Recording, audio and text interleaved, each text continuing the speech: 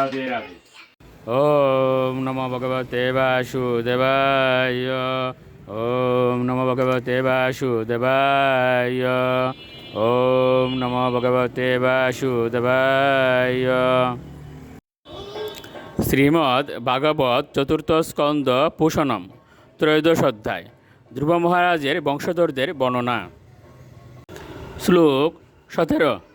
উল্মুকো অজনয়ৎ পুত্রান পুষ্করিণাম সরুত্তমান অঙ্গমসু মনসম কেতিম ক্রতুমঙ্গীরসম গয়ম।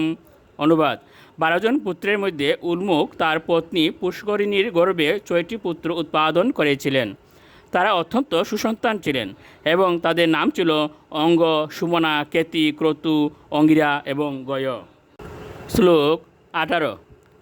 সুনীতাঙ্গস্য ইয়া পত্নী শুশুবেবেনম উল্লনম ইয়দৌশীলাৎস রাজর্ষির নির্বিণ্ণু নিরগাৎপুরাত। অনুবাদ: অঙ্গের পত্নী সুনীতা বেন নামক একটি পুত্র প্রসব করেন। এই বেন ছিল অত্যন্ত কুটিল। তার অত্যন্ত দুষ্টু স্বভাবে মর্মাহত হয়ে রাজর্ষি অঙ্গ গৃহত্যাগ করে বনে চলে গিয়েছিলেন। শ্লোক 19-20। ইয়মঙ্গ শেপকুপিতা বাগবজ্রা মুনয় কিল গতা সুস্তস্য ভুয়স্তে মমন্তুর দক্ষিণম করম অরাজকে তথা লোকে দুষুবিয় প্রীতা প্রজাহ জাত নারায়ণাম সেন প্রীতুরাধ্য শীতীশ্বর। অনুবাদ: এ বিদুর, মহর্ষিদের অভিশাপ বজ্রের মতো কঠোর। তাই তারা যখন ক্রুদ্ধ হয়ে বেন রাজাকে অভিশাপ দিয়েছিলেন তখন তার মৃত্যু হয়েছিল।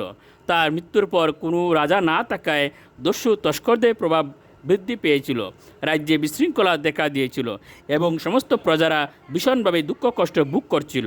তা দেখে মহর্ষিরা বেনের দক্ষিণ অস্ত্রটিকে মন্থন করেছিলেন এবং তাদের মন্থনের ফলে ভগবান বিষ্ণুর অংশে আদি রাজা পৃথু আবির্ভূত হয়েছিলেন।